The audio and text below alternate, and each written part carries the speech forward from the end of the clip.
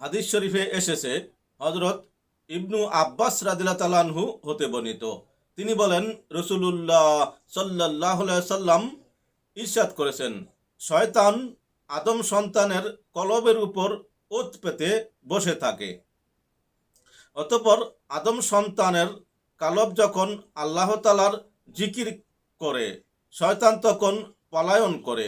আবার কালব যখন জিকির থেকে অমনোযোগী হয়, তখন শয়তান ওয়াসওয়াসা দিতে থাকে। হাদিস বুখারী শরীফ ও মিশকাত শরীফ। অপর হাদিসে হযরত মুয়াবিয়া ইবনু আবি তালহা রাদিয়াল্লাহু তাআলা আনহু হতে বর্ণিত, তিনি বলেন, নবী করিম সাল্লাল্লাহু আলাইহি সাল্লাম এ দোয়া করতেন, হে আল্লাহ, আমার কালবকে আপনার জিকির দ্বারা আবাদ করুন এবং আমার কালব থেকে শয়তানের পরশনাকে দূরীভূত করে দিন। হাদিস আদ-দুররুল মানসুর রুহুল বায়ান। তাই আসুন আমরাও রাসূলুল্লাহ সাল্লাল্লাহু আলাইহি সাল্লামের দেখানো দোয়াগুলো করব ইনশাআল্লাহ।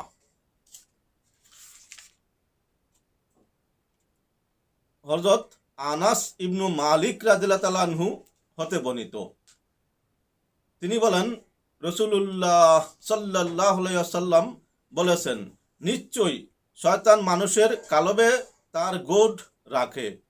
কালব যখন জিকির শুরু করে তখন শয়তান দূরে সরে যায় এবং কালব যখন আল্লাহকে ভুলে যায়, কালবে জিকির বন্ধ হয়ে যায়, তখন শয়তান তার কালবকে মুখের গ্রাস বানিয়ে নেয়। এটি হচ্ছে ওয়াসওয়াসা দানকারী খান্নাস। হাদিস ইবনু আবিদ দুনিয়া, বাইহাকি ইতহাহুল খিয়ারতিল। উপরিল্লিখিত হাদিস সমূহের বর্ণিত কথাগুলোর মাধ্যমে কালব যখন জিকির করে তখন শয়তান পালায়। বাণীতে একথা স্পষ্ট যে কালবে জিকির জারি করাই কালব থেকে শয়তান দূর করা এবং শয়তানি ও নফসানি ওয়াসওয়াসা থেকে মুক্তি লাভ করা ও কালবের কুরিবু সমূহ থেকে রক্ষা পাওয়ার একমাত্র উপায়। কেননা কালবে যখন জিকির জারি হয় তখন শয়তান কালবে থাকতে পারে না এবং ওয়াসওয়াসা দিতে পারে না। কালব জিকির জারি থাকার কারণে কালবের কুরিপু সমূহ দূরীভূত হয় এবং কালব সংশোধন হয়ে উহার পর্দা উন্মোচিত হয়ে যায়। ফলে আল্লাহর পক্ষ থেকে নূর বা তাজাল্লি প্রকাশ পায়। ইহাকে মুকাশাফা বলা হয়। আর এ মুকাশাফার মাধ্যমেই শয়তানি ওয়াসওয়াসা মুক্ত হয়ে কালবি খেয়ালে একাগ্রতা ও বিনয়ের সাথে আল্লাহর দিদার লাভ করে সালাত আদায় করা সম্ভব। আসুন আমরা আরো কিছু জানবো, জানার পর আমল করব।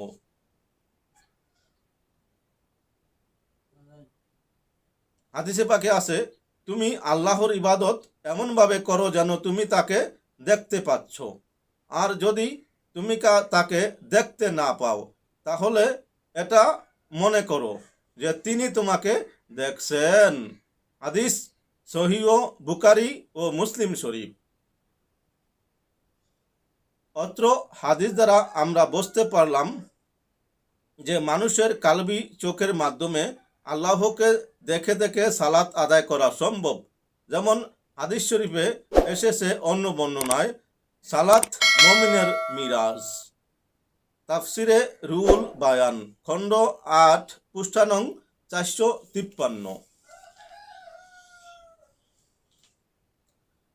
কালবে জিকির জারি, কালব সংশোধন, শয়তানি কুমন্ত্রণা থেকে রক্ষা ও কাহেসাতে নফসানিয়াত থেকে মুক্তি পাওয়ার জন্যে কালবের জ্ঞান ও ইলমুত তাজকিয়া বা ইলমে মারফাত শিক্ষা করা ফরজ। যেমন সহিহ বুখারী শরীফে এসেছে, নিশ্চয়ই মারফাত হলো কালব সংশোধনের কাজ। অপর একখানা হাদিসে আমরা জানতে পারি, জেনে রাখো, নিশ্চয়ই শরীরের মধ্যে একটি গোস্ত বা টুকরা আছে, যখন তা শুদ্ধ হয়ে যায় তখন সমস্ত শরীরই শুদ্ধ হয়ে যায়। আর যখন তা বিনষ্ট হয়ে যায় তখন সমস্ত শরীরই বিনষ্ট হয়ে যায়।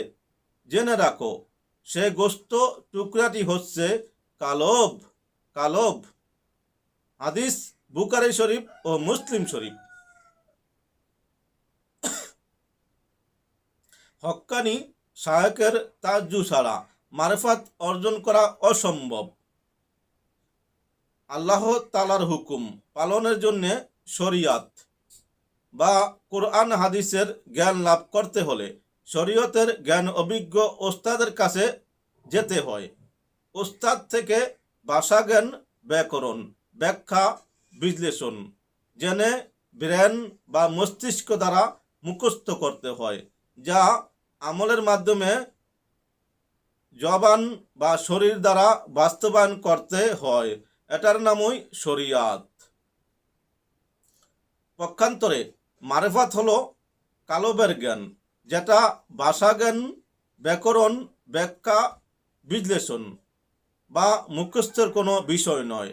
কেননা শরীয়তের জ্ঞান হলো ব্রেন বা মস্তিষ্ক বিষয়ক, আর মারেফাত হলো কালব বিষয়ক জ্ঞান।